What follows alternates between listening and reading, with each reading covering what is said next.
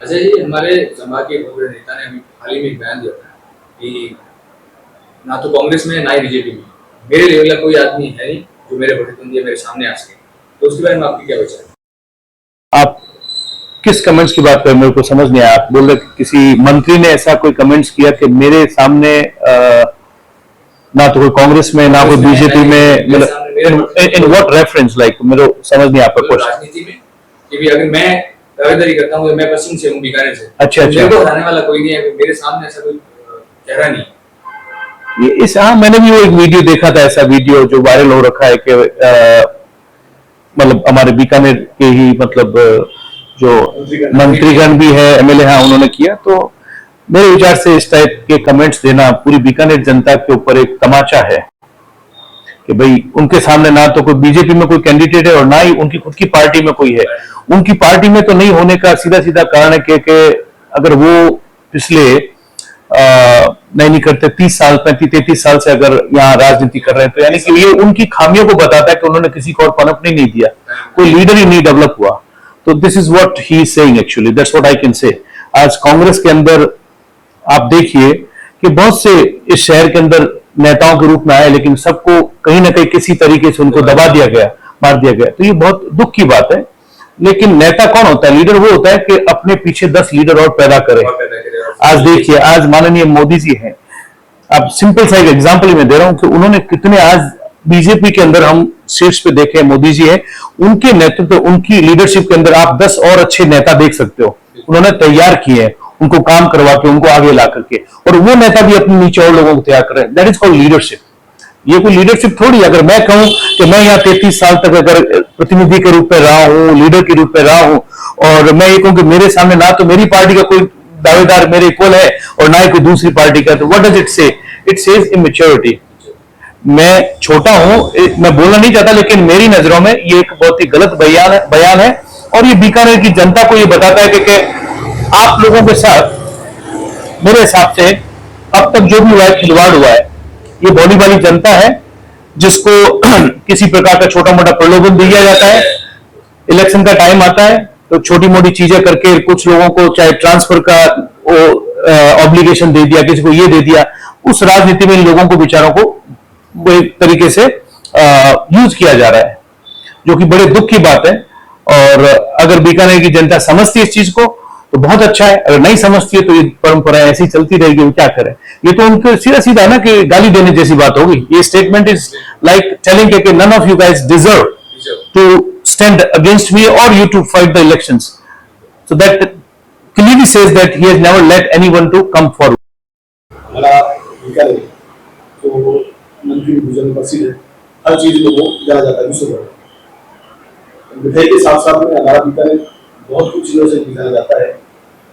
और जैसे राजस्थान में बीकानेर चिकित्सा के क्षेत्र में पीबी हॉस्पिटल दूसरे नंबर पर आता है, लेकिन आज की स्थिति देखते हुए पीबीएम की हालत इतनी जर्जर होती जा रही है, किसी कोई कल्पना भी नहीं है। और साथ ही बीकानेर का जैसे कोटगेट हमारा मुझे बीकानेर का हो गया मुख्य द्वार, और मुख्य द्वार से जैसे अपन आगे निकलते हैं तो बीकानेर की शान जूनागढ़, उसमें हमेशा अंधेरा ही रहता है। हर जूनागढ़ में कोई भी दीपावली वगैरह कोई भी फेस्टिवल होता है तो हमेशा पूरा शहर हमारा चमकता रहता है, लेकिन जूनागढ़ हमेशा अंधेरे में रहता है। तो इसके बारे में आप तो अगर मिले सेवा का मौका तो भाई, मुझे इस बारे में जानकारी नहीं कि जूनागढ़ को दिवाली के दौरान उसको उस पर लाइटें नहीं होती या ऐसा काम नहीं किया जाता।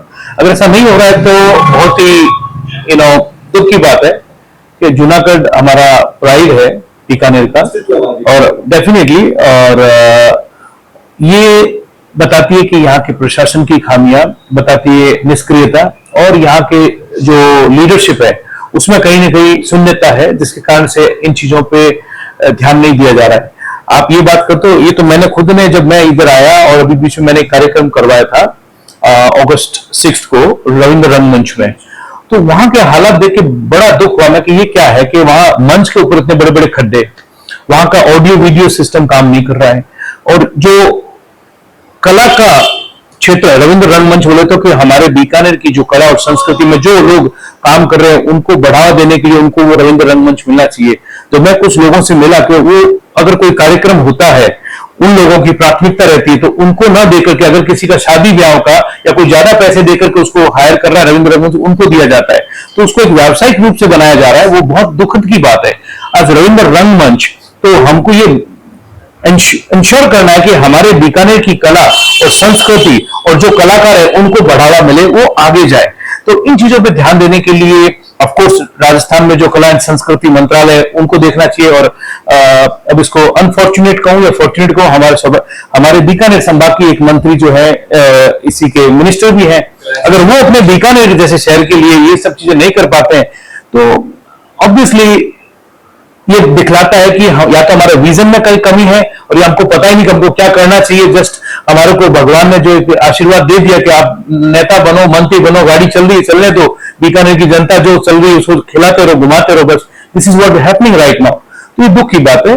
और वही बात मैं क्या करूंगा, मैं आपको सिस्टम को समझूंगा और समझ के देखूंगा कि मेरे औहदे के अंदर जो जो मैं कर सकूं उस काम को सुचारू रूप से सही तरीके से करवाऊंगा। मेरी प्राथमिकता भी बीकानेर के सौंदर्यीकरण, बीकानेर युवाओं का आगे आना, ये सब चीजें। आचार्य जी, आजकल बीकानेर भी आए दिन आपराधिक घटनाएं बहुत ज्यादा घट रही हैं। हमारे युवा नशे के इतने ग्रस्त होते जा रहे हैं, साथ साथ अपराधी बढ़ता जा रहा है। तो इसका मुख्य कारण आप यहाँ की सामाजिक व्यवस्था को या फिर यहाँ के प्रशासन को मानते हैं, और इसको कैसे ठीक किया जा सकता है? देखिए, ये बहुत ही दुख की बात है। अभी पूरे राजस्थान में, बीकानेर की बात में आप देख रहे हो, पूरे राजस्थान के अंदर अपराध में हम नंबर 1 पे आ रहे हैं पूरे विश्व देश के अंदर, जो कि ये बहुत ही चिंता की विषय है। और इसमें सबसे बड़ी बात है कि राजस्थान के होम मिनिस्टर जो कि मुख्यमंत्री खुद है, ठीक है, गृह मंत्री, तो यहाँ का लॉ एंड ऑर्डर जो जर्जर हो चुका है।